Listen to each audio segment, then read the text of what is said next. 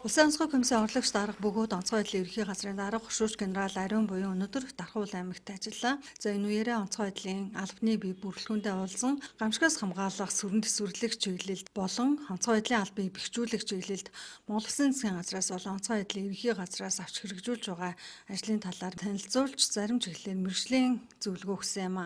За миний бие ажлын хэсгийн бүрэлдэхүүний хамт Дархан аймгийн аваржилтын нөхцөл байдал онцгой комиссиос хэрэгжүүлж байгаа үйл ажиллагаа дээр нь одоо энд үүрэг гүйцэтгэж байгаа анги салбарынхаа үйл ажиллагаатай бас танилцж одоо ажиллаж байна. Ер нь бол Дархан аймаг өөрөө одоо үер усны одоо эрсдэл өндөртөө сүүлийн жилүүдэд энэ эрсдлийг бууруулах чиглэлээр аймаг орон нутгийн одоо төсвөөс далангийн одоо сугийг одоо шинчлэх, өргөдгөх, аюулгүй байдлыг хангах асуудал дээр бол их анхаарч байгаа. Энэ цаашдаа ч гэсэн энэ эрсдлийг бууруулах асуудал дээр хөрөнгө оруулалтыг нэмэгдүүлэх асуудал маш чухал байна. Суурьшил одоо их нэмэгдэж байна. Нөгөө талаасаа бол одоо эрсдлийг бол нэмэгдүүлж байгаа нэг хүчин зүйл. Хоёрдугаарт нь Дархан аймагт тохиолддог одоо объектын төмөр буюу ахуйн төмрөөс одоо урьдчилан сэргээл ажлыг бол цаашд одоо эрчимжүүлэх асуудал бол тулгымдсан асуудлын нэг. Энэ чиглэлээр бас аймгийнхаа онцгой байдлын газар дээр бас чиглэл өглөө. Тэгээ ер нь бол бодлогын хувьд аливаа одоо гамшиг аюулт үзэгдэл усал тохиолдохоос дараа биш одоо урьдчилан сэргээл эрсдлийг бууруулах тал дээр илүү одоо анхаарал тавих. Монгол улсын одоо шадар сайдын баталсан эрсдэлгүй Монгол одоо энэ аяны хүрээнд бүх одоо салбар нэгж байгууллагуудыг энэ чиглэлээр одоо аюулгүй байдлаа үнэлэх сургалт одоо зохион байгуулах энэ асуудал дээр илүү одоо анхаарах юм шаардлага бол хэрэгцээ бол байна. Гал ус гамшиг услын тэргүүн үеийн цаг наргуу цэцгэж байдаг онцгой байдлын албаны албахаагчдын нийгмийн асуудлыг шийдвэрлэхээр Монгол Улсын засгийн газар онцгой байдлын ерөнхий газраас олон арга хэмжээг авч хэрэгжүүлж байгаа гэлээ.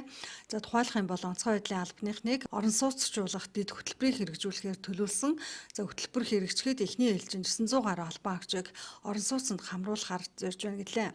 За аймаг орон нутгийн удирдлагууд чинь бодлогын хүрээнд албаагчдад дэмжлэг үзүүлэн хамтран ажиллагаа онцгой байдлын ерөнхий газрын даргад илэрхийлсэн юм а.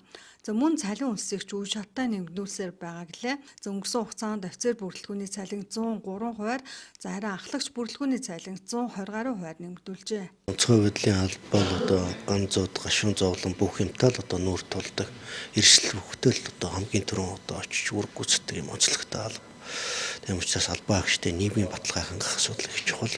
Тэгээ аймаг орон нутгийн одоо удирдлагатай хамтраад тухайн одоо нутаг дэвсгэрт хэрэгжиж байгаа түрээслэг дэмжлэгч байдаг юм уу өөр одоо орон сууцны төсөл хөтөлбөр тамруулах ийм одоо асуудал дээр бид нар хамтарч ажиллах сонирхол бол бий. Тэгээд орон нутгийн хэмжээнд шин сүрлийн суурьшлийн бүс одоо төлөвлөж байгаатай холбогдуулаад бид одоо албан хаагчдаа тоглог орон сууцнд одоо хамруулах талаар одоо өсөлтөд тавьсан энэ чиглэлээр одоо ажиллаж байна. Тэгээд цаашдаа ч гэсэн энэ орон нутагт одоо шилжин одоо ажиллаж байгаа албан хаагчдаа доктор суурьшилтад ажиллуулах хүрээнд орон сууцны одоо хангамжийг нэмэгдүүлэх асуудал их чухал. Тэгээ үүнтэй холбогдуулаад бид бүхэн бол орон сууцны дэд хөтөлбөрийг боловсруулсан. Тэгээ ирэх одоо 4 жилд улсын хэмжээнд 900 гаруй албаагчдыг орон сууцнд хамруулах юм зорилт тавиад энэ зорилтоо бол мэдээж одоо аймаг орон нутгатайгаа хамтраад одоо хэрэгжүүлэх ийм төлөвлөлт хийгээд ажиллаж байна. Цалин хөлсний хувьд бол өнгөрсөн 2 жилийн хугацаанд засгийн газрын болон одоо шадар сайдын тушаалаар одоо 3 удаа цалин хөлс нэмэгдсэн. Ер нь бол дунджаар бол 100-аас 110% бол нэмэгдсэн байна. Энэ бол одоо үнийн өсвөл инфляцтай уялдуулж төр засгаас авч хэрэгжүүлж байгаа арга хэмжээ. Цаашдаа мэдээж одоо хамгийн эрсдэлтэй үед үүрэг гүйцэтгэх гэдэг учраас цалин хөлсийг одоо нэмэгдүүлэх юм хэрэгцээ шаардлага бол бий. За хөшөөч генерал Ариун буюу өнөөдөр Дархуул аймагт ажиллах үеэр мөн онцгой байдлын албанд нэр төртөө ажиллаж байгаа нийт албаагчдад талархснаа илэрхийлэн зарим албаагчдыг шангасны зэрэгцээ за хугацааны олон албан тушаалын цол болгосон юм а.